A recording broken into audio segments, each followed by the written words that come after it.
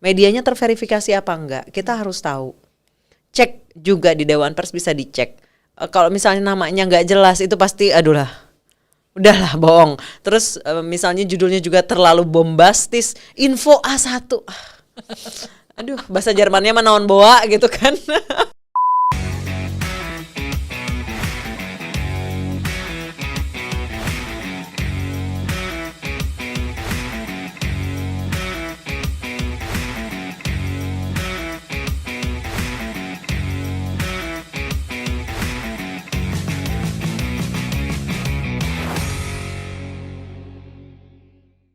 Halo teman pemilih, apa kabar? Mudah-mudahan teman pemilih semua selalu dalam keadaan sehat ya.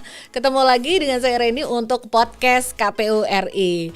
Untuk episode kali ini kita akan menghadirkan tamu di podcast kita, orang yang spesial juga karena bukan baru pertama kali ini nih beliau hadir dan bekerja bersama dengan KPU sebagai penyelenggara pemilu dan pemilihan. Tapi rekam jejak beliau juga sudah beberapa tahun terakhir, dan dari pemilu yang terakhir kemarin sudah ikut terlibat dalam proses penyelenggaraan pemilu di tanah air ini. Yang spesial tentu saja beliau adalah salah satu dari moderator debat Capres dari Pilpres 2019 yang lalu. Kalau tidak salah putaran kedua, pasti teman pemilih sudah familiar banget sama tamu kita yang spesial ini. Beliau adalah jurnalis tapi juga seorang produser acara TV, dan spesial banget beliau bisa hadir bersama kita untuk bicara dan juga berbagi pengalaman untuk menginspirasi teman pemilih semua. Sambut dong Kakak Anisha Dasuki. Halo Kakak Reni. Hai Kak Anisha, apa kabar? Masih kabar baik. Kak Anisha apa kabar? Alhamdulillah baik-baik, masih sehat. Alhamdulillah, senang banget. Nah teman pemilih, spesial banget kan Kak Anisha ngeluangin waktu untuk bertemu dengan teman pemilih semua di podcast KPRI. Kak, selamat datang masuk studio ini pertama dong ya. Pertama kali kalau ke KPU sering. Ke KPU-nya sudah sering. Karena teman pemilih juga pasti tahu Kak Anisha sudah banyak sekali terlibat dalam semua kegiatan penyelenggaraan pemilu, baik itu yang ada di kantor ini. Betul. Dan juga selama proses tahapan pemilu pemilihan kemarin ya. Betul. Zaman Pilkada 2018 juga sudah terlibat. Dari Pilkada 2018. Nih untuk mengingatkan teman pilih nih, coba dilihat di atas ini kemarin Kak Anisha pas lagi menjadi moderator debat untuk Pilpres putaran kedua ya Kak ya. Betul. 2019 yang lalu. Pasti memorable banget momen itu karena semuanya teman pemilih semua dimanapun berada pasti mengikuti semua tahapan proses debat waktu itu ya. Betul sekali. Itu jadi kayak pingin denger deh dari Kak Anisha tuh waktu itu gimana Kak rasanya menjadi udah ketawa duluan loh. Gimana sih rasanya menjadi moderator debat yang itu adalah momen yang bukan hanya sekedar gini Kak, kalau jurnalis hadir menjadi bertanya kepada narasumber di program ataupun di acara di luar televisi itu mungkin biasa, atau banyak juga orang-orang besar yang sudah ditanya-tanya. Betul. Tapi ini adalah salah satu peristiwa bersejarah di negara kita. Rasanya gimana sih Kak waktu itu? Waduh. Jadi kebetulan ketika itu putaran kedua debat kan penyelenggara adalah kantor kami, MNC Group kan ketika itu. Nama saya dan ketika itu partner saya Tommy Cokro, Tom Cok itu masuk salah satu kandidat untuk moderator debat Capres putaran kedua.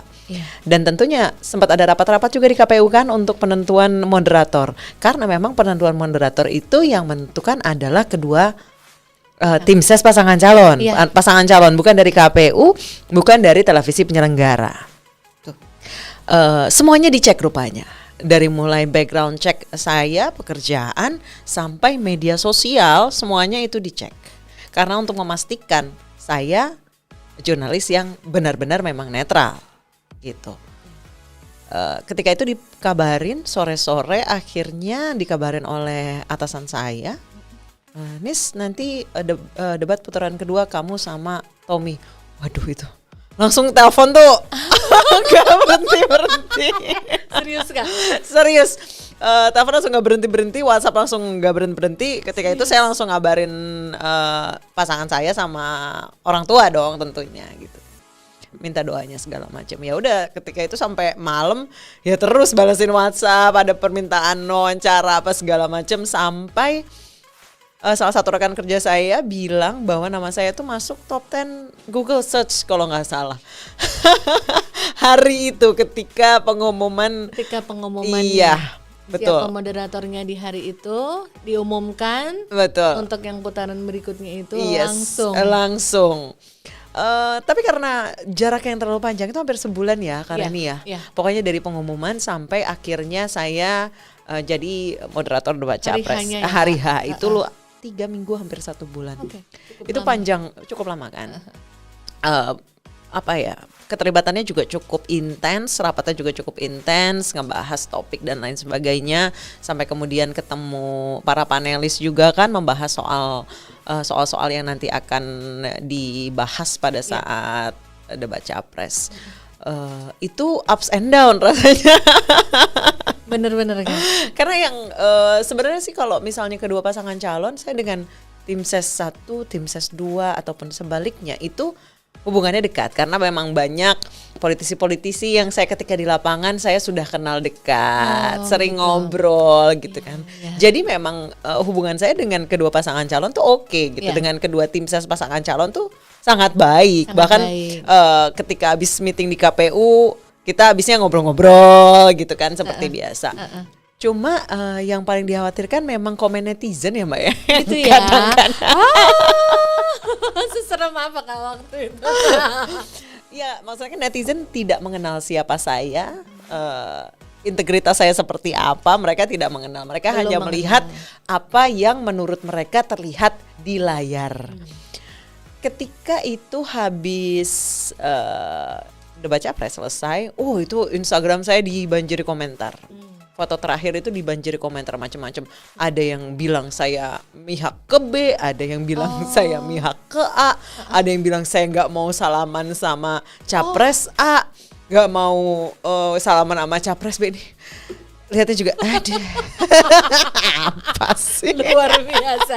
Itu based on yang dilihat terakhir dalam suasana debat capres itu. Iya, jadi akhirnya saya berpikiran seperti ini. Oke, netizen itu tidak mengenal saya secara pribadi. Mereka hanya menginterpretasikan apa yang mereka lihat di layar berdasarkan preferensi mereka. Iya. Ya kan? Mereka tidak melihat secara utuh jalannya acara seperti apa, tidak melihat secara utuh persiapannya yang sudah sangat panjang, sangat kami jaga kerahasiaan dan kami sangat berintegritas memang mengawal debat capres yang kedua itu. Mereka tidak melihat itu, biarlah mereka cuma melihat apa yang terpampang di layar dan interpretasikan menurut preferensi mereka.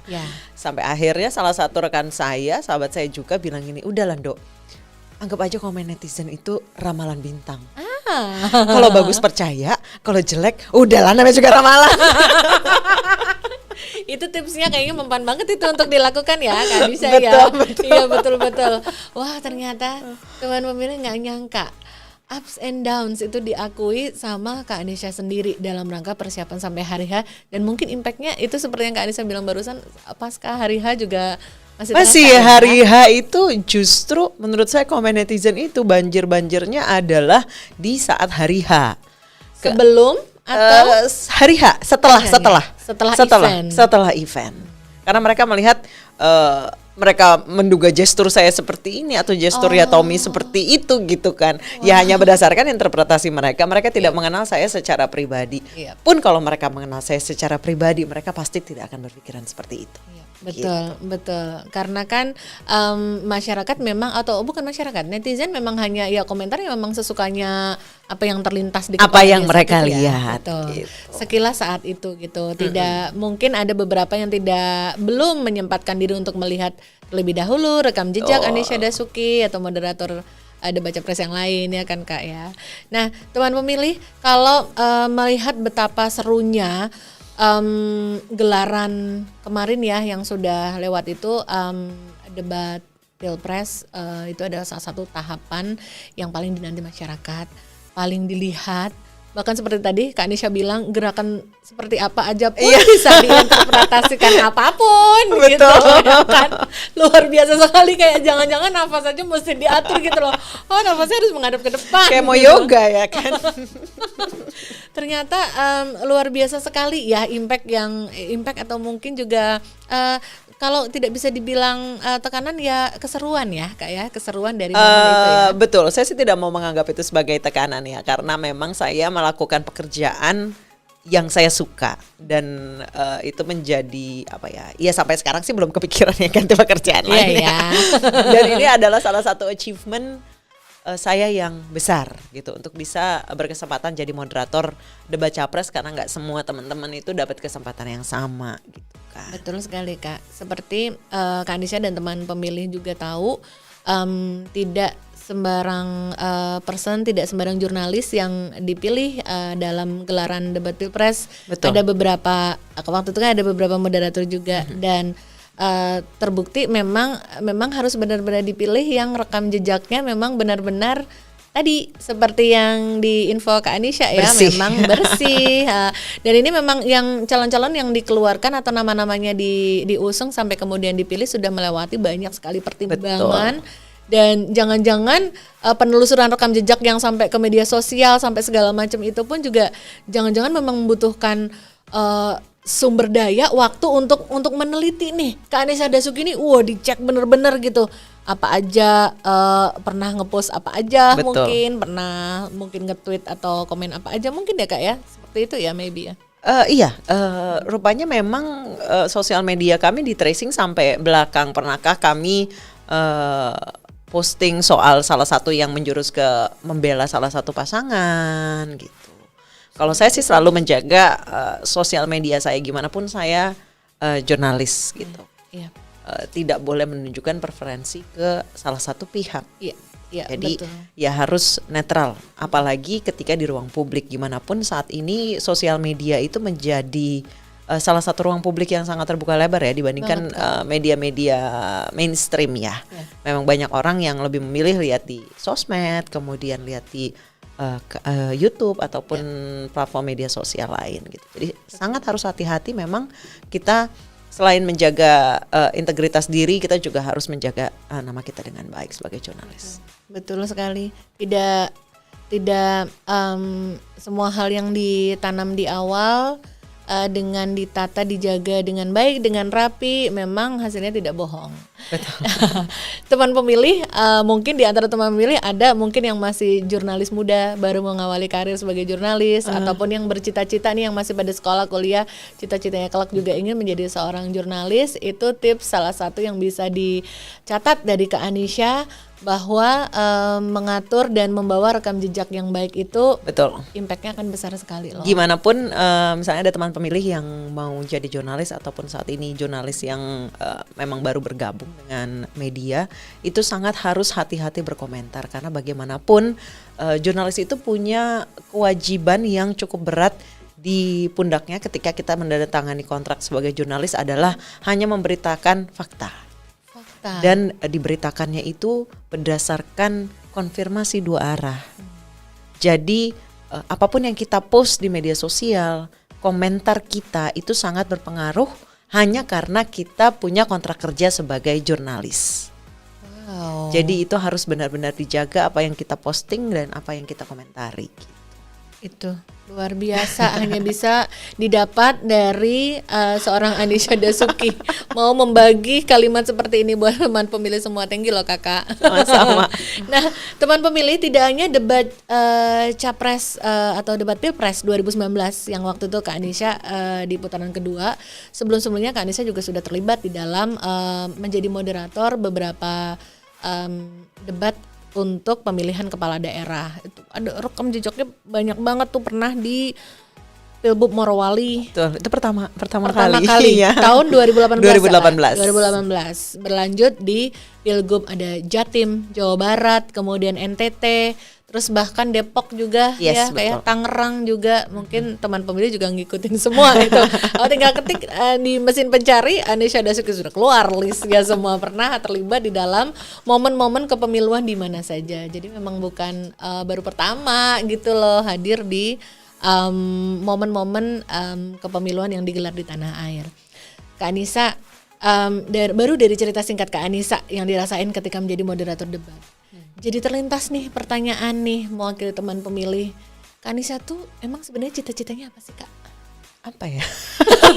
Dulu gitu loh Kak, ketika masih sekolah, masih imut-imut lucu, masih imut lucu SD gitu. SD sih sempat pengen jadi dokter. Terus kemudian kuliahnya susah ya, Bo. Nanti kuliahnya kelamaan. Terus kemudian ketika saya SMA itu dulu ada serial TV Sex and the City, itu kan peran utamanya wartawan fashion kan. Carrie Bradshaw. Itu. Siapa sih remaja perempuan yang tidak terinspirasi oleh beliau ya kan? Jadi ketika itu sempat terlintas mau jadi wartawan majalah gitu kan, majalah fashion gitu. Majalah. Kemudian akhirnya memutuskan untuk kuliah di hubungan internasional supaya lebih cakupannya lebih luas. Maksudnya tidak hanya soal jurnalistik ataupun komunikasi. Saya kuliah di Hubungan Internasional Universitas Parahyangan ketika itu. Terus kemudian lulus di saat teman-teman saya banyak yang daftar Deplu, Kemlu. Saya waktu itu sempat kerja di industri fashion 1 tahun. Kemudian setelah itu mau coba apply di majalah fashion. Kemudian apply lah saya di majalah fashion. Tapi ternyata karena memang kuliahnya politik, jadi punya interest yang besar juga terhadap dunia politik gitu kan. Rupanya mungkin HRD-nya mancing-mancing, nih anak beneran tertarik ke fashion atau politiknya lebih kenceng gitu kan. Ditanya, saya lupa salah jawab. Jujur ya Kak? Salah jawab karena terlalu jujur, belum ngerti caranya interview. Terus akhirnya kayaknya kamu tertarik ke politik, kenapa nggak jadi wartawan majalah berita atau televisi berita? Karena ya udahlah, akhirnya ketika itu banyak teman juga yang udah kerja di televisi. Akhirnya coba tahun 2010 tuh ya masuk ya sampai sekarang. Masuk 2010 dan terus menerus ya. Sudah pindah kantor, sempat pindah kantor, tapi ya masih di televisi berita. Iya. Televisi dan memang berita. Betul. Berita, bahkan bukan di segmen fashion atau di bukan. Rupanya nggak berbakat amat ke fashion. Tapi passionnya sempat awal dari situ. Cuma bakat belanjanya doang. Itu harus tos ya kalau itu ya, sama ciwi-ciwi ya. Nah ternyata berarti minat passion untuk di jurnalis itu sudah lama. Sebenarnya sudah ada, walaupun memang temanya agak melenceng sedikit. Walaupun agak melenceng sedikit. Kalau menulis sebenarnya saya suka dari zaman SMA. Itu memang suka nulis. Bahkan banyak yang bilang saya kurang kerjaan karena skripsi saya lebih dari 800 halaman. Karena emang gak asik kan nulisnya. Kak, itu bisa-bisa kadang-kadang kalau dosennya kesel, kamu tuh lagi skripsi, bukan lagi disertasi atau tesis gitu. Skripsi gitu. Skripsi saya 800 halaman lebih karena memang ternyata menikmati gitu. Kalau tugas-tugas esai gitu justru saya seneng. Happy dengan menulis. Itu ngambil apa sih Kak skripsinya, kok bisa sampai dikembangin jadi 800 ya? Jadi soal waktu itu saya ngambil temanya NGOs.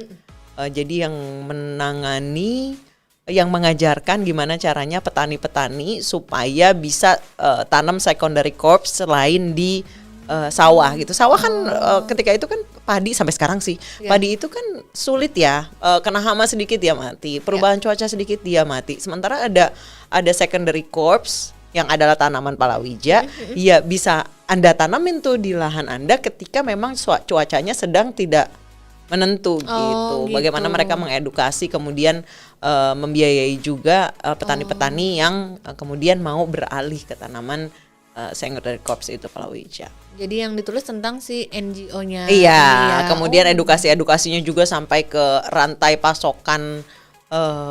Itu sih masalah dari dulu sampai sekarang nggak beres-beres ya, kayak panjangnya rantai pangan dan lain sebagainya. Kenapa dari petani murah sampai konsumen mahal gitu kan? Ya kita emak-emak ya. Apal banget. Naik 3.000 aja ribut. naik dikit aja di storyin gitu kan, buset kangkung gitu. Ya kan, apalagi minyak goreng ya. iya. Wah, itu lebih panjang lagi. Dan itu berhasil terjilid di tanda tangan dalam keadaan 800 halaman. Iya, 800 lebih. Aku nggak kebayang bapak ibu dosen yang nguji waktu itu gimana. Apakah pakai skimming atau gimana ngebaca 800 halaman. Wah. Kebetulan dapat dosennya juga ketika itu sportif, udah almarhum Profesor Bob, Mas Bob ketika itu. Beliau malah ngasih saya teori-teori baru. Udah kamu pakai teori yang aja nis. Ini nih buku saya fotokopi nih, halaman segini nih. Gitu malah semangat beliau, alhamdulillah. Oh, bersyukur banget loh berarti. Rezeki banget. Rezeki dapat dosen pendukung yang suportif ya Betul. Kak. Betul. Menarik sekali. Ternyata memang tidak jauh dari apa yang sudah dicita-citakan dari seorang Anisha Dasuki kecil, Anisha Dasuki muda, dan ternyata melangkah terus menseriusi apa yang ada di dalam hati, menjadi passion, dan ternyata memang menjadi kenyataan. Yang saya miss dari radar saya ketika kecil adalah saya tidak terbayang saya akan jadi frontman. Jadi maksudnya ada di depan layar. Iya. Saya dari dulu kebayangnya ya jadi manusia di belakang layar. Masa sih, gitu. Kak? Iya. Masa sih? Iya. Emang Anisha Dasuki muda itu nggak outspoken sekarang? Dari Tetap kecil ya outspoken. banyak yang bilang saya sudah ekstrovert sejak lahir gitu. Tapi memang ketika itu memang secara behavior dan juga perilaku kan saya nggak terlalu ya agak tomboy lah gitu katanya. Yeah. Jadi ya nggak kepikiran bakal ada orang yang di depan layar. Di depan layar ya, itu yang nggak terbayang ya. Yes, ternyata loh kok jadi di depan layar sekarang gitu. Jatuhnya di depan. Tapi ya happy juga. Dan tetap suka kan ya Kak? Suka. Lebih suka, ternyata lebih suka malahan. Enggak, saya justru menikmati keduanya. Oh gitu. Ketika ada di belakang layar pun saya sangat menikmati. Kadang-kadang kalau ada beberapa acara kantor yang di luar kota, itu kami harus merangkapkan. Apalagi saya yang memang sehari-hari jadi produser juga, jadi presenter juga. Ya. Itu ada program yang kemudian saya tampil, setelah itu ganti kostum karena itu baju sponsor kan. Ganti kostum langsung kondak pegang rundown apa dan lain sebagainya, sampai ke pegang papan untuk timer pun saya bertanya. Oh gitu. Jadi dua-duanya di depan layar dan di belakang layar. Memang ya? menikmati Betul. pekerjaan yang saya lakukan sekarang. Memang suka berarti. Jadi teman pemilih juga ini juga tambah lagi nih inspirasi nih. Kalau memang dari awal sekarang teman pemilih ini masih muda-muda, masih pada sekolah, masih mau milih ke A atau ke B, mau jadi apa nantinya. Ternyata kalau mau mengikuti kata hati, menjadi kenyataan juga, itu bukan hal yang tidak mungkin. Betul. Salah satunya Anisha Dasuki yang menggeluti apa yang mau disukai. Iya, yang namanya pekerjaan kalau kita enjoy itu nggak akan kerasa kita kerjakan ya Mbak ya. Betul. Ya, kayak kita main gitu. Kayak main kesannya. Walaupun main gak ada deadline-nya, kalau kerjaan ada. ada yang ngingetin juga. Ada yang ngingetin juga. Ayo cepet. Betul banget. Kak Anisha, thank you loh udah cerita soal Sama-sama. passion dari masa kecilnya dan apa yang sudah dilakukan hingga sampai ke saat ini. Teman pemilih, Anda masih bersama kami di podcast KPU RI hanya di kanal YouTube Komisi Pemilihan Umum Republik Indonesia. Teman pemilih, kita masih bersama tamu spesial kita, the one and only Anisha Dasuki. Seneng banget kan, baru berapa menit ngikutin obrolan pasti nggak bisa lepaskan dari kanal YouTube kita kan.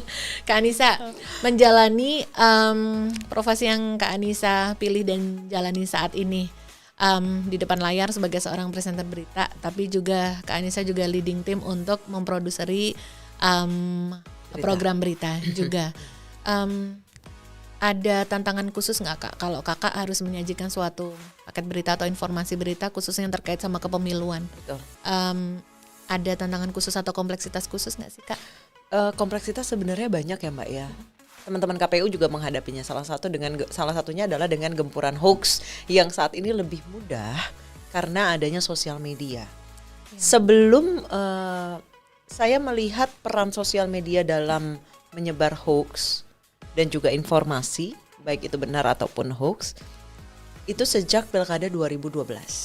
Pilkada DKI ketika itu 2012. Yep. Di situ baru mulai terasa bahwa sosial media itu berperan sangat besar untuk mempengaruhi pemilih. Kemudian ketika itu saya sudah menduga, waduh nanti 2014 kayak apa ya. Apalagi orang-orang semakin banyak yang punya smartphone kan. 2012 waktu itu masih terbatas karena smartphone masih sangat mahal ketika itu. Ya kan, teknologinya masih sangat mahal. Paling pakai BlackBerry ketika itu kan. 2012 beberapa orang saja yang pakai Android ataupun iPhone. Kemudian 2014 itu sudah mulai banyak orang yang pakai smartphone. Itu semakin kenceng juga. Kemudian Pilkada 2017 itu juga luar biasa sekali peran media sosial. 2019 berasa banget kan ya Mbak ya. Sebenarnya saat ini adalah tantangan buat kami, juga buat Kak Reni dan teman-teman dari KPU, gimana sih caranya mengcounter hoax. Itu tentunya sudah menjadi kewajiban utama kami sebagai jurnalis adalah meluruskan yang salah tersebar di masyarakat gitu kan. Ketika kami menyajikan berita, tentunya kami kasih referensi, ini hoax ini tersebar nih di masyarakat. Kami harus luruskan berita itu bahwa sebenarnya tidak seperti itu. Caranya seperti apa? Adalah dengan mengonfirmasi secara langsung subjek yang disebutkan di berita itu. Ataupun bahkan langsung mengcounter kedua belah pihak. Yang pro dengan hoax itu dan yang membantah, kita ketemukan saja di layar. Masyarakat Indonesia sudah sangat cerdas, pasti bisa memilah dan memilih mana yang benar, mana yang tidak. Tapi sayangnya lagi, sulitnya lagi adalah ternyata masih banyak masyarakat yang lebih percaya dengan sumber-sumber nggak jelas dari sosmed, karena mereka lebih percaya, wah ini konspirasi. Ini informasi dari A1. Aduh, teman pemilih kalau misalnya dapat forwardan bahasa pertamanya info A1, gak usah percaya. Gitu ya Kak? Bohong itu berarti. Gitu ya, setiap ada awal-awalnya kayak begitu udah bisa ditebak ya. Salah satu typical hoax adalah narasinya itu pasti bombastis, apalagi judulnya. Tuh. Narasi bombastis, apalagi judulnya. Judulnya Super pasti clickbait. bikin orang belum baca aja udah nge-share gitu kan. Padahal isinya non-boa gitu, padahal kita nggak tahu isinya apa gitu kan. Baru lihat judulnya aja udah nge-share. itu sepertinya tepat banget yang dikatakan Mbak Anissa. Kalimatnya, judulnya aja udah bikin pengen nge-share. Iya. Itu saking bombastisnya. Kalau misalnya judulnya udah info A1, bohong. Yakin tuh. Karena kami yang mengonfirmasi langsung, yang ada di lokasi itu, yang jadi saksi mata, yang jadi saksi sejarah kejadian aja nggak berani ngomong seperti itu, ngomong gitu. Yang sembombastis itu. Yang kami beritakan berdasarkan fakta, pengalaman yang kami rasakan ketika berada di TKP. Itu adalah keuntungan dari sebuah media mainstream seperti televisi. Betul. Punya Kuasa, kewenangan, kemampuan untuk bisa melakukan cross check dan konfirmasi seperti itu yang langsung dilihat masyarakat ya Kak ya. Nah, yang semakin ngeri dari beberapa hoax misalkan yang terkhusus hoax kepemiluan itu kan yang tambahan-tambahan. Oke, yang di TV udah declare tuh seperti itu tuh. Masih ada share-sharean yang ada di, ya itu tadi biasanya tidak menyebutkan link, tidak melampirkan sumber, tapi ya pokoknya cuma berupa kalimat-kalimat gitu kan. Sebenarnya gampang loh Kak Reni. Gimana caranya untuk mengetahui informasi itu benar atau tidak sebelum kita share? Kan di setiap smartphone kita, smartphone yang paling bapuk sekalipun, itu pasti ada aplikasi untuk browsing kan? Tinggal diketik ulang aja itu informasi yang tersebar. Kalau misalnya kemudian muncul dan berita itu memang dari portal online yang terpercaya dan terverifikasi oleh Dewan Pers, berarti bener. Kalau nggak ada ya bohong. Oh gitu. Iya. Kak, maksudnya portal informasi yang terverifikasi Dewan Pers itu emang ada yang tidak terverifikasi Kak? Banyak Mbak, banyak banget Kak Reni. Dari 370 lebih, dari 1.700-an 1.700-an platform media bukan cuma online ya, semuanya itu cuma 370 lebih yang terverifikasi oleh Dewan Pers sampai 2021 ya. Saya sih ngarepnya 2022 udah nambah lagi. Makanya teman-teman juga harus pastikan kalau media yang teman-teman share itu terverifikasi, bukan koran kuning lah istilahnya. Oh gitu. Oh, dari 1.700-an yang verified oleh Dewan Pers itu hanya sekitar 370-an. 374 if I'm not mistaken. Wow, jadi masih banyak yang belum terverified ya. Betul. Alangkah berbahaya juga kalau kita nggak cross check tapi langsung itu tadi share aja, menyebarluaskan kembali. Apalagi gitu ya, sekarang banyak yang cuma capture screen kemudian disebarin pakai medianya portal media yang terverifikasi, yang terkenal gitu kan. Kemudian judulnya ternyata editan ya. Untuk memastikannya gimana sih, udah buka aja aplikasi browser kita, Safari, Google.com gitu kan. Tinggal buka aja, cek bener apa enggak. 20 detik paling Mbak. 20 detik itu push up-nya belum capek, plank-nya belum gemeter kok.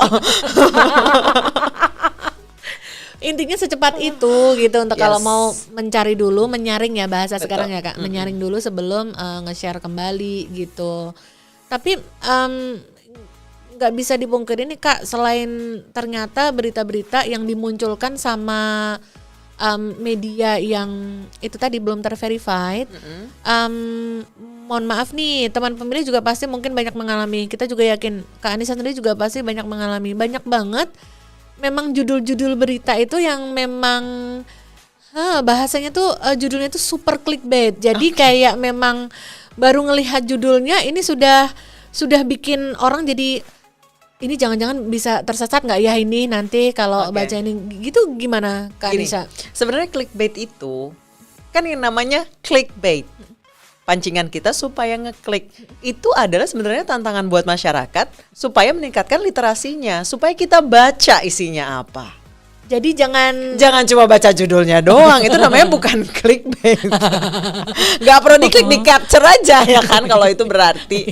Kenapa namanya clickbait? Supaya memancing kita untuk kemudian membaca, itu sekaligus meningkatkan literasi masyarakat Indonesia yang masih belum tinggi gitu kan. Memancing masyarakat Indonesia untuk membaca, jangan main nge-share aja, baca dulu isinya apa. Jangan nge-share hanya dengan baca judulnya aja, belum baca isinya gitu Kak. Exactly. Masyarakat Indonesia semuanya sudah cerdas, semuanya sudah pintar, pasti menyerap dulu informasi itu. Dengan cara apa ya? Dengan cara membaca isinya. Ya, betul sekali. Ini pengingat buat kita semua nih teman pemilih. Udah kayaknya sih harusnya kita udah semakin nggak ikut-ikutan ya, cuma baca judul udah langsung ikut nambahi atau bahasanya ngomporin gitu ya di grup, ini bener nggak ya, terus atau kadang ada yang suka iseng kayak nggak cuman capture judul tapi nggak dikasih kalimat apa-apa, cuman nge-share doang udah. Biarkan masyarakat yang berkicau-kicau di situ kan, itu kan bikin keresahan ya Kak ya, kayak begitu ya. Jadi sebaiknya emang dibaca dulu sampai selesai. Selesai. Pastikan dulu, serap dulu informasinya, proses dulu informasinya, baru kemudian kalau dipastikan itu benar, itu fakta, nggak apa-apa di-share. Bahkan ketika dibaca pun berita selengkapnya kemungkinan nih, maaf nih Kak, kadang-kadang nih Kak, kan kadang-kadang ada juga biarpun kita sudah nyempatin ngebaca isinya, kadang-kadang isinya tuh memang apa bisa dibilang kosong atau agak menggiring, mengarah. Ya itu kalau kita baca yang berita ternyata kok berita kok kayak gini, nggak ada isinya, nggak ada maksudnya mau gimana gitu, yang baca jadi malah makin bingung. Kita akan kembali kepada nasihat tadi ya Kak. Lihat dulu medianya apa. Kalau media terverifikasi, saya yakin tidak akan melakukan hal itu, karena memang basic dari kami bekerja adalah cover both sides. Harus mendengarkan, mengcover dari kedua belah pihak. Betul, kedua sisi. Ya, mudah-mudahan pengingat-pengingat seperti ini bisa semakin mengedukasi kita dan mengingatkan kita ya teman pemilih ya, berhati-hati sama nggak asal capture atau baca judul aja udah langsung bikin panik di grup WA gitu misalnya, atau diceritakan kesana kemari tapi kita belum mungkin konfirmasi. Teman pemilih ada yang live group ketika pemilu 2019 mungkin ada. Ayo komen di bawah, ayo komen. Siapa yang kemarin sempat live beberapa grup gara-gara kepanasan, kekeselan gitu loh, males gitu ya kayak. Kalau Kak Anissa ada grup yang di live nggak ketika itu? Nggak mau aku. Ya, demi kemaslahatan jangan disebut ya Kak ya. Jangan disebut. Ya itu, tapi itu adalah fakta yang memang terjadi. Memang terjadi kan. Agak lucu sih Kak, tapi ya itu salah satu yang bisa diingat lucu-lucunya dari momen-momen besar. Betul, sampai nggak mau ikut arisan keluarga.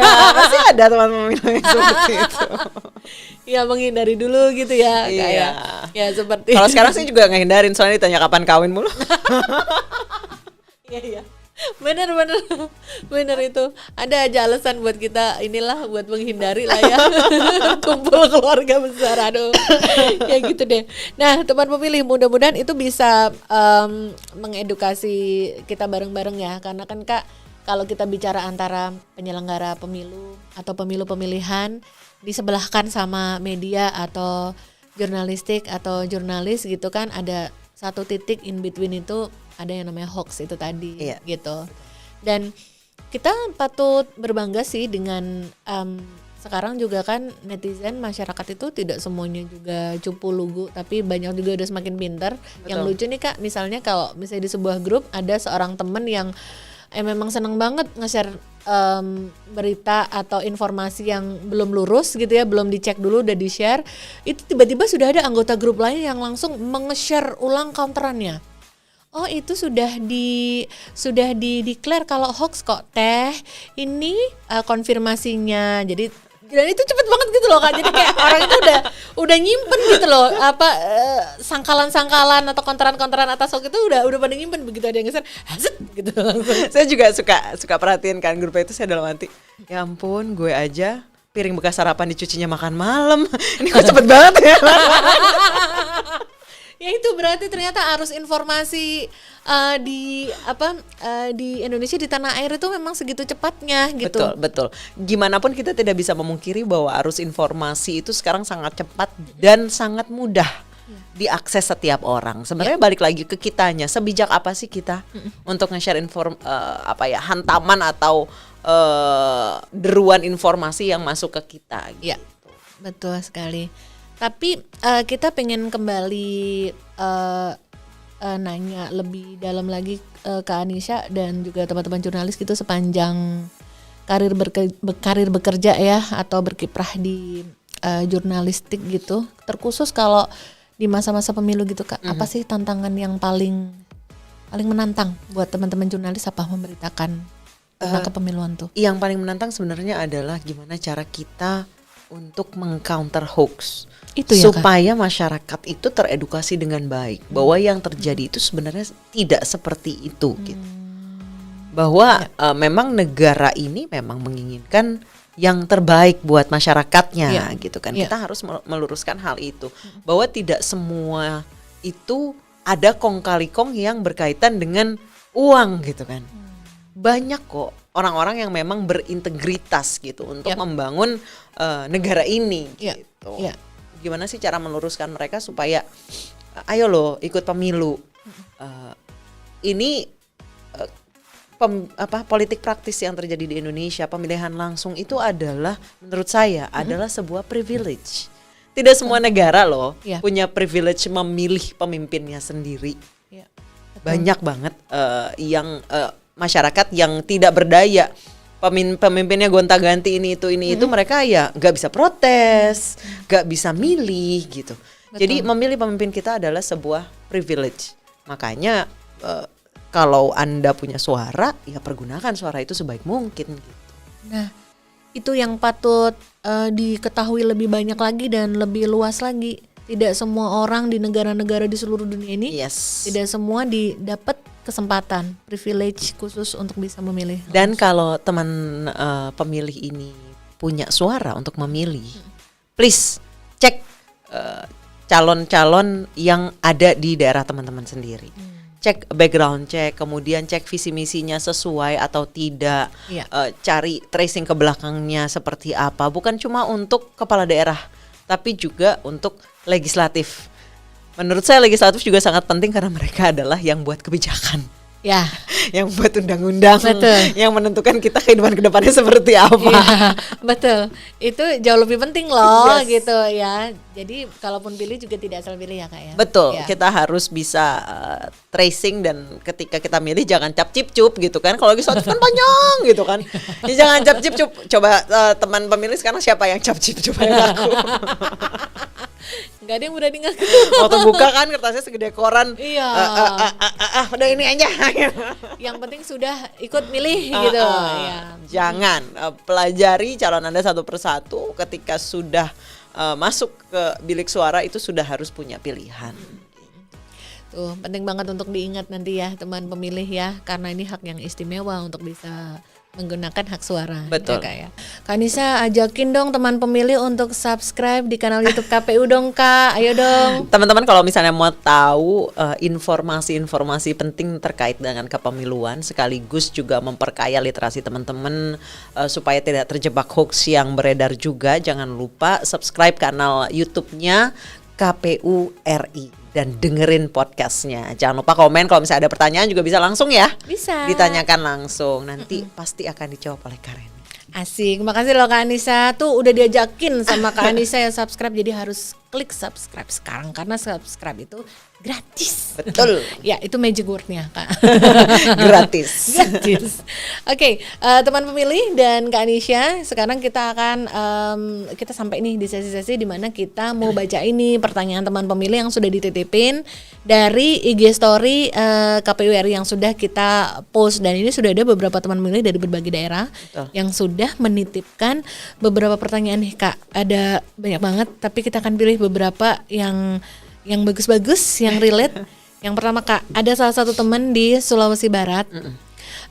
Dia bertanya, ada nggak ya langkah terbaik untuk menangani hoax untuk yang tersebar di daerah-daerah yang remote area begitu, yang terpencil, yang memang daerahnya tuh tidak akses informasi itu memang tidak banyak. Nah, gimana ya kira-kira cara menangkap? Oke, sebenarnya untuk mengedukasi mereka yang cenderung remote area ataupun yang memang tidak terlalu banyak bisa dibombardir informasi, itu justru lebih mudah. Gitu Kak. Mereka pasti sumbernya apa sih? Media mainstream, ya kan? Kemudian kepala daerah setempat maupun kepala adat setempat. Media mainstream, televisi, koran, majalah, radio itu sudah pasti memberitakan fakta dan cover both sides pasti. Itu lebih mudah masuk ke mereka dibandingkan mereka yang sudah terpapar dengan informasi-informasi yang dari smartphone toh. Kemudian dari KPU sendiri bisa datang untuk mengedukasi langsung mereka. Ambil ketua adatnya atau tokoh daerahnya, ambil kepala daerahnya, tokoh masyarakatnya untuk mengedukasi juga masyarakatnya seperti apa. Bahwa hoax ini tidak ada, ini bohong dan lain sebagainya. Sebenarnya lebih gampang untuk lebih mudah mengedukasi mereka yang belum terbombardir informasi segitu derasnya gitu. Jadi justru relatif lebih. Yes, asal teman-teman KPU ini mau untuk effort lebih datang ke daerah itu, kemudian mengedukasi mereka secara langsung, ataupun kalau misalnya tidak memungkinkan untuk datang langsung ke sana, kan bisa ambil salah satu ketua masyarakat atau tokoh pemudanya di sana yang memang lebih teredukasi dengan baik gitu kan, ajak ngobrol, kasih edukasi, kasih pendidikan, kemudian dia bertugas untuk menjadi penyambung informasi di wilayahnya. Penyambung informasi. Betul. Dan berarti bahkan sebenarnya Kak, tidak hanya tokoh masyarakat tapi juga siapapun warga masyarakat yang memang merasa turut berempati dengan disinformasi yang ada di daerah, boleh juga loh ya menjadi penyambung lidah. Minimal di lingkup sekitar nih, kalau misalnya lingkup mama-mama kita misalnya kumpul di Mamang Sayur misalnya kan, boleh juga kan ngelurusin di situ ya. Boleh banget. Justru itu salah satu sarana penyebaran informasi atau pelurusan informasi yang sangat efektif. Sangat efektif gitu, iya. Atau kalau perlu Mamang Sayurnya direkrut menjadi orang yang bisa diedukasi. Betul. Siapa tahu ya, Mamang Sayur itu berpengaruh soalnya. Ya, Kak Anissa, thank you sudah menjawab satu pertanyaan. Kita masuk ke pertanyaan kedua. Ini ada teman kita yang ada di area Maluku nih, di Ambon dan juga di Morotai. Ini teman kita bertanya, Kak Ega sama Kak Wilma ini bertanya, Kak, tidak dipungkiri dalam kenyataannya itu ada beberapa media, mungkin kalau relate sama obrolan di awal kita, media yang mungkin tidak terverified sama Dewan Pers maybe, atau oknum media atau oknum jurnalis yang dia terus-menerus menggoreng suatu berita dengan tujuan untuk memojokkan salah satu. Sebenarnya kan sudah nggak sesuai dengan konsep jurnalistik ya, kan memang harus berita harus adil, berimbang dan fakta gitu. Tapi kalau emang ditujukan memang kayaknya nih oknumnya memang mau goreng-goreng biar suasana jadi panas atau memojokkan ke salah satu pihak gitu, ada saran nggak ya Kak bagi dari Kak Anissa buat kalau masyarakat mendapat yang seperti ini gimana ya? Oke, sebenarnya ini juga tantangan buat masyarakat seperti tadi yang saya bilang adalah bagaimana untuk meningkatkan literasi masyarakat. Medianya terverifikasi apa enggak? Kita harus tahu. Cek juga di Dewan Pers, bisa dicek. Kalau misalnya namanya nggak jelas itu pasti udahlah bohong. Terus misalnya judulnya juga terlalu bombastis, info A1. Aduh, bahasa Jermannya menaon boa gitu kan. Itu udah tidak terpercaya. Kemudian untuk media yang menggoreng-goreng, menurut saya juga itu belum tentu media terverifikasi. Ada kami di media itu punya namanya agenda setting. Apa sih yang mau dikejar, dan tentunya itu untuk apa sih? Untuk kepentingan masyarakat. Tanpa bermaksud untuk memojokkan suatu pihak. Tapi tentunya yang kami push, yang kami majukan adalah untuk kepentingan masyarakat. Gitu. Iya, untuk menghadirkan informasi yang sebenarnya kepada masyarakat. Betul. Iya. Itu pertanyaan kedua ya, Kak Ega sama Kak Wilma, mudah-mudahan terjawab ya. Satu lagi nih, pertanyaan bagus nih. Ada rekan kita nih beberapa yang bertanya, Kak ada nggak ya?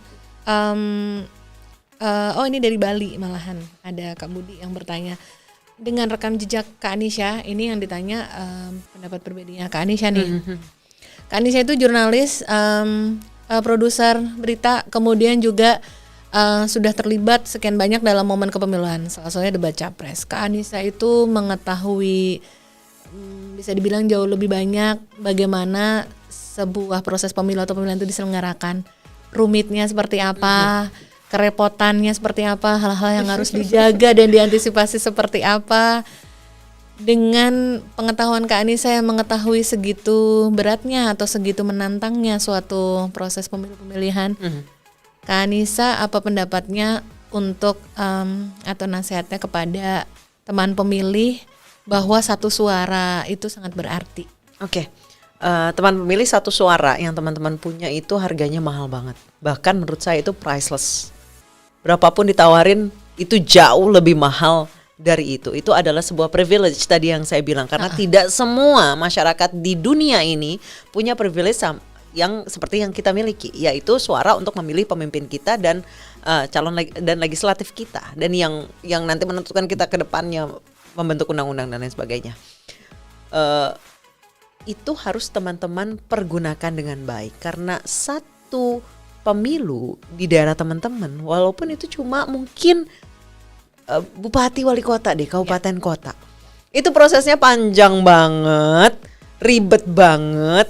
Dari mulai hal yang teknis, distribusi, logistik ya, sampai ke hal-hal yang membentuk calon, kemudian calonnya juga bikin visi misi seperti apa, tim pemenangannya seperti apa, mereka membentuk karakter, mengenali daerah per daerahnya seperti apa, karakteristik, untuk apa ya, untuk masyarakat juga. Jadi setiap daerah itu akan diberikan yang berbeda-beda disesuaikan dengan kebutuhan daerahnya. Itu tentu setiap calon itu pasti mempelajari hal itu gitu. Kemudian dari KPU-nya sendiri, dari mulai soal teknis sampai ke hal-hal kecil lainnya itu sangat diperhatikan supaya apa sih itu itu adalah untuk memberikan privilege ke teman-teman gitu. Jadi satu suara itu mahal banget. Jadi ditawar berapapun jangan dikasih.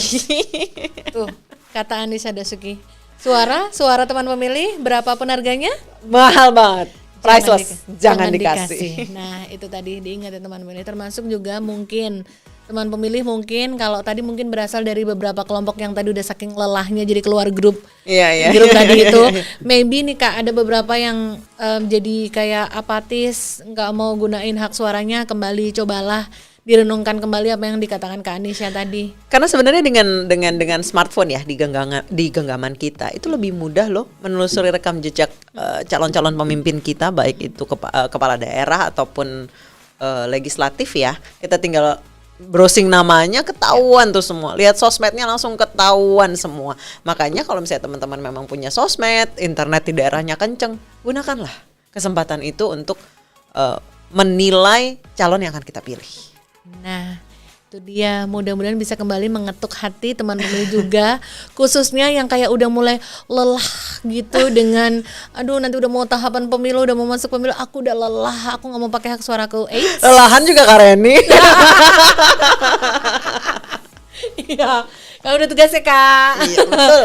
Ya, jadi mudah-mudahan terketuk hatinya, jangan sampai sia-siakan hak suaranya. Betul. Karena itu mahal banget bisa dapat privilege seperti itu. Iya. Ya. Gitu ya Kak Anisha. Teman pemilih udah kita jawab nih beberapa pertanyaan, dan thank you banget Kak Anisha udah ngejawab pertanyaan-pertanyaan dari teman pemilih. Thank you. Dan habis ini jangan kemana-mana karena kita mau ajakin Kak Anisha untuk main games. Aduh, apa nih? Kak Anisha nggak tahu gamesnya apa. Ya, jangan kemana-mana, tetap di podcast KPRI. Kita akan masuk ke sesi NKCTP. Nanti kita cerita tentang pemilu.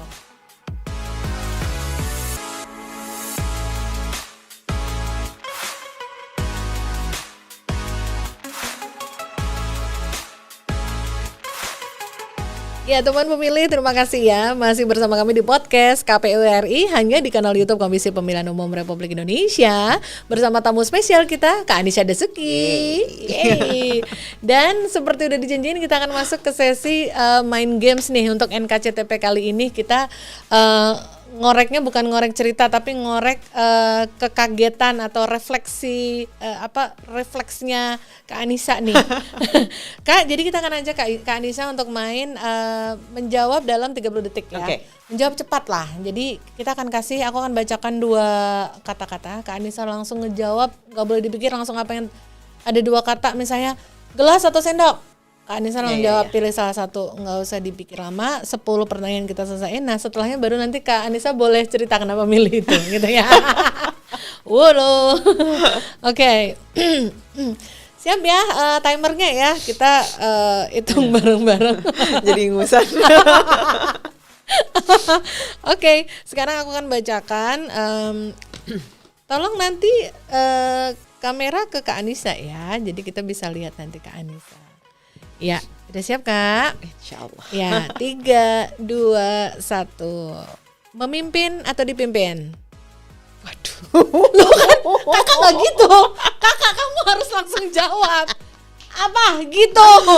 Gak boleh dipikir. Dipimpin untuk sekarang. Ya, oke. Dipimpin untuk sekarang. Ya, jurnalis selamanya atau pensiun? Jurnalis selamanya. Jujur atau diatur?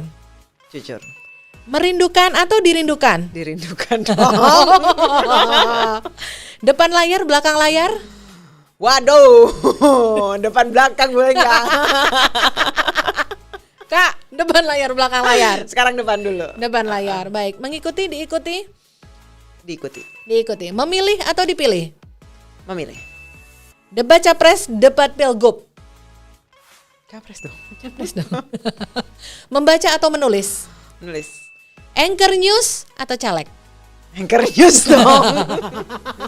Yeay, 10 sudah. Kak, gitu aja deg-degan Kak.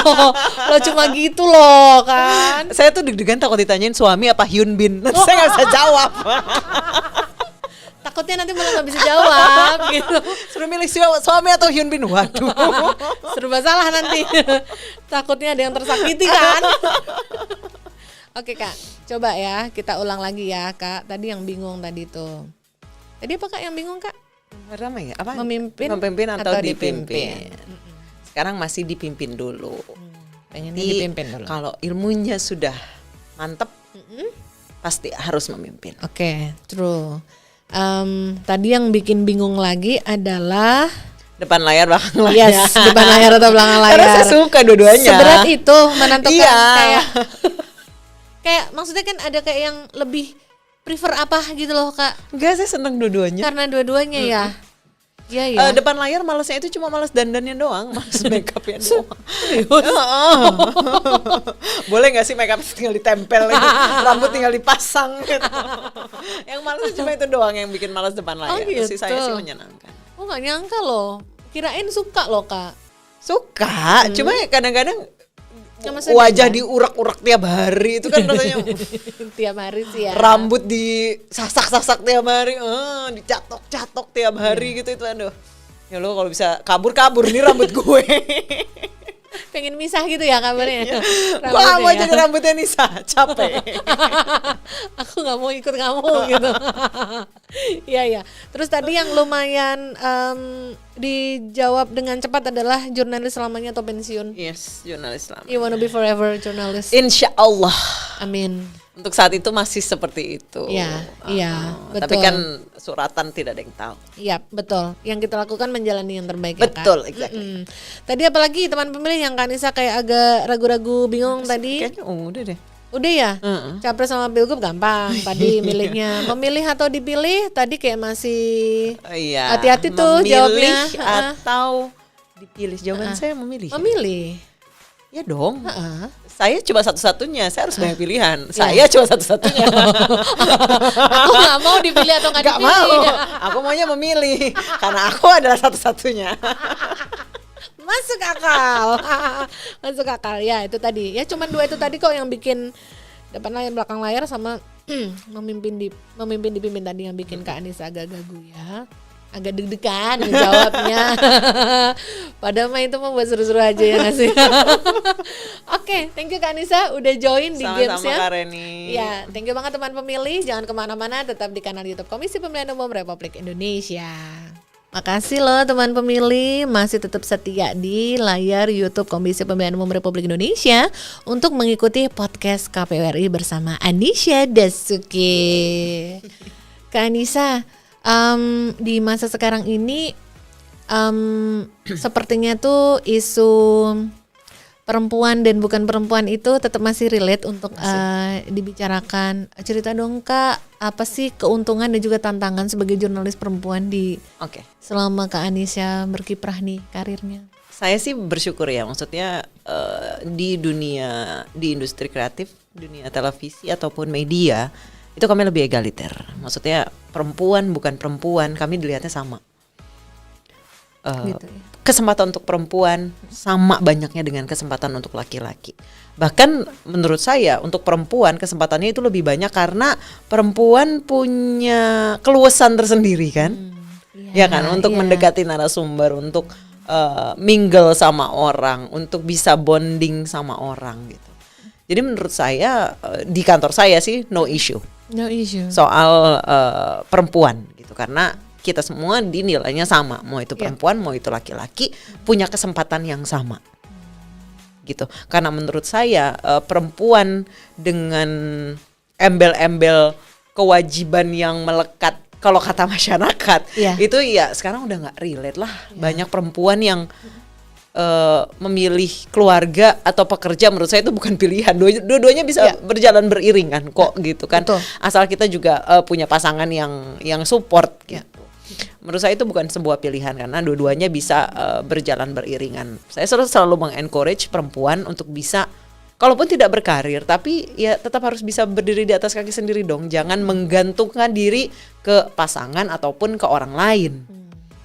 Ya kan, karena di situ kemudian muncul kerentanan soal perempuan gitu ya. Pokoknya perempuan harus berdiri di atas kaki sendiri. Sekarang sudah banyak platformnya ya Kak ya, udah bisa jualan online ya kan. Bisa kucing aja sekarang bisa jualan si Pororo ya kan. Apalagi perempuan. Kucing aja sekarang bisa jualan loh. Dia famous banget itu. Famous banget loh Pororo ya kan. Menurut saya it's no issue buat perempuan, walaupun mengurus keluarga itu bukan sesuatu yang harus dipilih, semuanya bisa berjalan beriringan, dan karir itu dan cari uang tuh bukan cuma di kantor. Sekarang platformnya udah Banyak opsi ya Kak. Banyak opsi. Jangan menutup diri pada opsi berarti. Betul. Pokoknya bagaimana kita bisa berdiri di atas kaki sendiri. Suami mau ngasih transferan bagus. Tapi kita harus juga mandiri. Harus juga mandiri, harus mampu juga. Yes. Kalau selama bertugas Kak Anisha sekian tahun terakhir, berarti bisa dibilang tidak ada lah ya pengalaman buruk. Oh ada, maksudnya sering dilecehkan secara verbal, kemudian diragukan kemampuannya, masih banyak yang seperti itu. Ada masa pernah masih sekarang pun masih mengalami seperti itu. Kadang-kadang narasumber karena menganggap saya perempuan, apalagi masih muda gitu kan, cenderung nggak mau dipotong, nggak mau menyepelekan dan lain sebagainya. Masih ada, tapi balik lagi ke sayanya baper apa enggak. Kayak gitu mah dianggap lalu aja. Kita kasih edukasi ke masyarakat bahwa seperti itu lu udah you're so last century banget gitu. Abad lalu banget tuh orangnya. Bukan last year tapi last century. Udah ada last century gitu. Maksudnya kita semua sekarang di Indonesia alhamdulillahnya walaupun patriarki masih ada, masih banyak, tapi tidak separah negara-negara yang lain di Asia gitu kan, masih banyak yang patriarkinya kencang. Indonesia sudah, apalagi di industri saya, industri kreatif itu kesempatan perempuan sama besarnya sama kesempatan laki-laki. Karena perempuan punya keluasan menurut saya justru lebih banyak kesempatannya. Lebih luas kesempatannya ya Kak. Dan itu tadi juga salah satu yang patut di underline.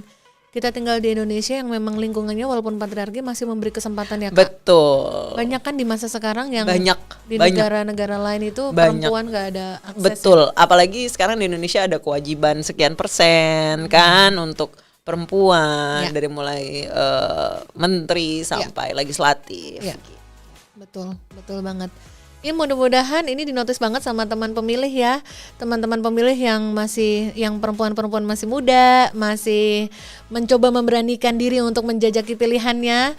Ini semoga cerita yang sudah dibagi sama Kak Anisha semoga makin menguatkan langkah ya. Maksudnya perempuan itu kan bisa dibilang serba bisa. Jangan kira saya nyetrika sendiri, saya nyuci baju sendiri, saya beres rumah sendiri di tengah kesibukan di luar gitu kan. Iya.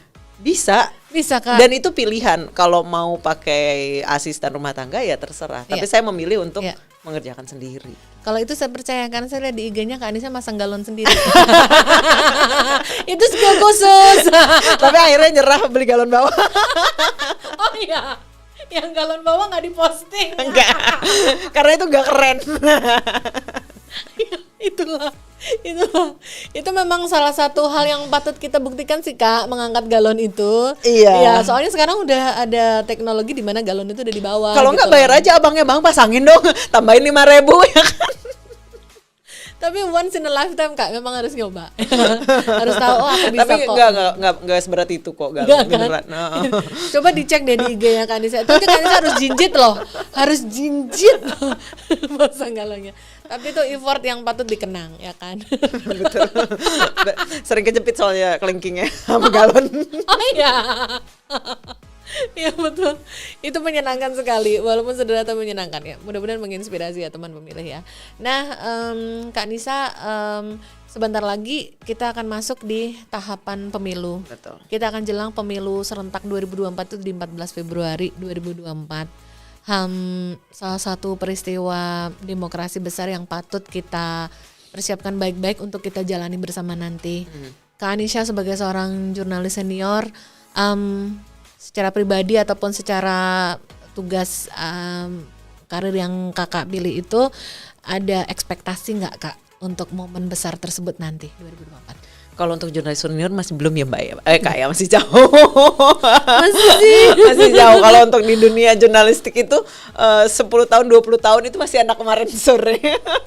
Oh my god, ya ampun masa Mbak. Oh my god. Karena kan pengalaman kita berbeda tiap hari. Yang kita temui tiap hari beda, orang yang kita temui banyak gitu kan. Jadi butuh waktu lama untuk bisa menjadi seorang jurnalis senior di dunia media gitu. Sebenarnya harapan saya besar ya untuk 2024, apalagi tahapannya udah dimulai tahun ini. Pun sebenarnya tahun politik dimulai tahun ini karena penjabat-penjabat sekarang sudah mulai harus diganti kan.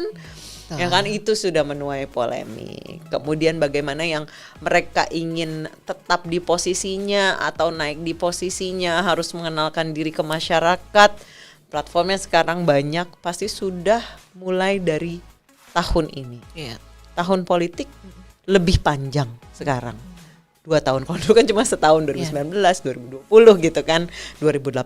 Kalau sekarang tahun politiknya lebih panjang, dari 2022 sampai 2024. Menghilangkan hoax tidak mungkin terjadi, karena memang ya menurut saya sih itu bagian dari dinamika politik ya. Sebenarnya tantangannya itu adalah di masyarakatnya, bagaimana masyarakat Indonesia menjadi semakin lebih pintar, semakin lebih cerdas, semakin bijak dalam menyerap informasi.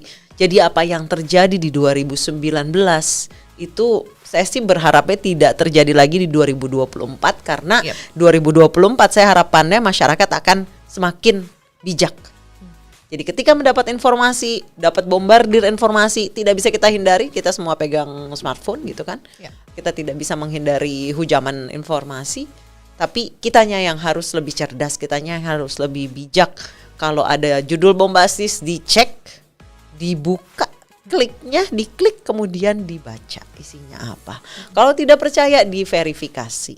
Karena bagaimanapun medsos itu menyediakan apa yang kita ingin untuk percaya. Dan manusia itu cenderung untuk percaya apa yang mereka ingin percaya. Faktanya seperti itu, mereka kadang-kadang gak peduli. Itulah tugas media sebagai rekanan KPU dalam penyelenggaraan pemilu adalah untuk meluruskan apa yang tersebar di masyarakat. Dan balik lagi, saya sih harapannya menghindari hoax sulit, gak mungkin, bagian dari dinamika politik, tapi balik lagi ke masyarakatnya, menyaring informasi, lebih bijak dalam membaca informasi. Iya, betul.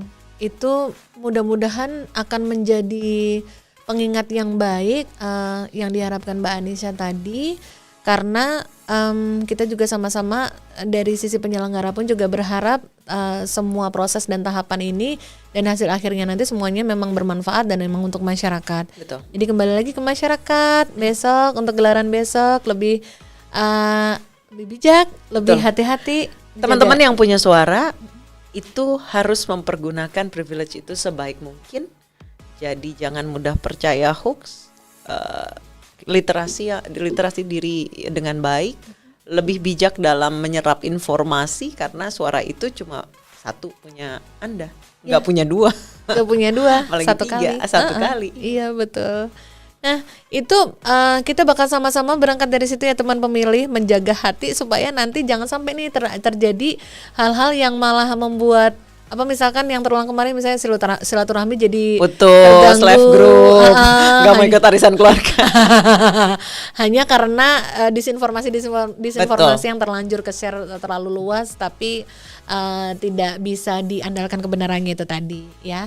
Mbak Anissa, thank you banget. Sama-sama Kak Reni. Sudah membagikan buah pikirannya dan mudah-mudahan bisa saling mengingatkan dengan teman pemilih semua di seluruh Indonesia, dan juga tentu saja cerita-cerita dari Kak Anissa juga mudah-mudahan bisa menjadi inspirasi bagi semua teman pemilih. Amin. Terima kasih sudah hadir di podcast. Sama-sama Kak Reni. Ya, sehat selalu dan sukses selalu untuk sehat teman-teman KPU juga. Teman pemilih semuanya sehat. Amin. Terima kasih ya Kak Anissa. Dan teman pemilih, terima kasih loh sudah setia mengikuti podcast KPU RI dari awal sampai akhir. Tetap ikuti terus semua informasi kepemilihan yang dihadirkan di podcast KPU RI dan juga semua yang ada di media sosial dan juga kanal YouTube Komisi Pemilihan Umum Republik Indonesia. Podcast KPU RI terdepan bicara kepemiluan. Sampai ketemu lagi.